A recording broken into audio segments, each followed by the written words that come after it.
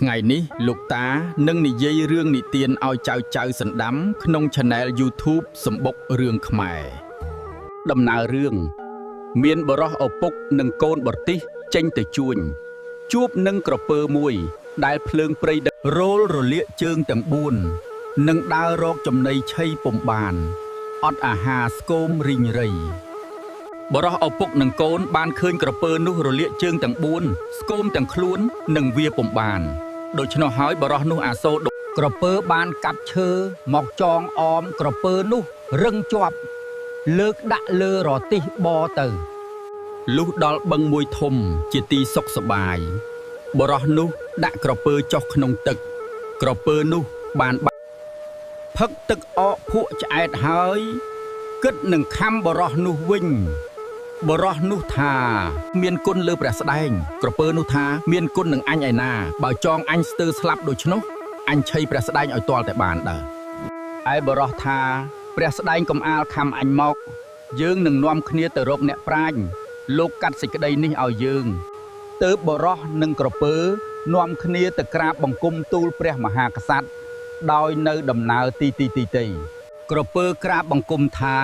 ខ្ញុំបបព្រះបាទអម្ចាស់នៅទីមួយស្ងៀមស្រាប់តែចៅនេះមកចងអបខ្លួនខ្ញុំព្រះបាទអម្ចាស់ជាប់លើកដាក់លើរទិះបទៅខ្ញុំព្រះបាទអម្ចាស់បំរាស់ពំរួចព្រោះតែធ្វើទុកបុកខ្ញុំព្រះបាទអម្ចាស់បានជាខ្ញុំព្រះបាទអម្ចាស់ខំបរិះនេះឆីបរិះក្រាបបង្គំថាក្រពើនេះភ្លើងព្រៃរោលរលាកជើងទាំង4វារបំរួចបានខ្ញុំព្រះបាទអម្ចាស់អាសូរទើបយកឈើចងអប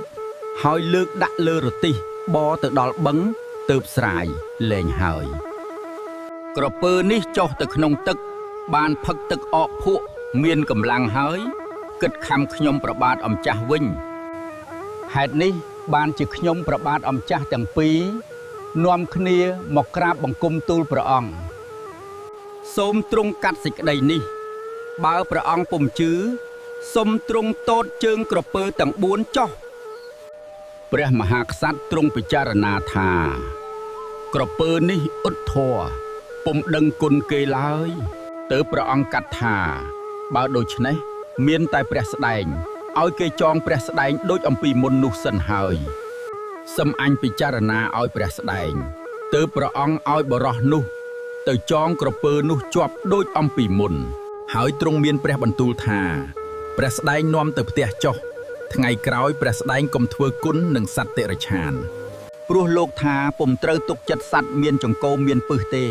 ព្រះមហាក្សត្រទ្រង់កាត់សេចក្តីដូចនេះបរិះនោះចូលចិត្តហោងអរគុណចៅដែលបានស្ដាប់លោកតានិយាយរឿងនិទានឲ្យចៅសណ្ដាំក្នុង Channel YouTube សម្បុករឿងខ្មែរជួយ Subscriber និង Share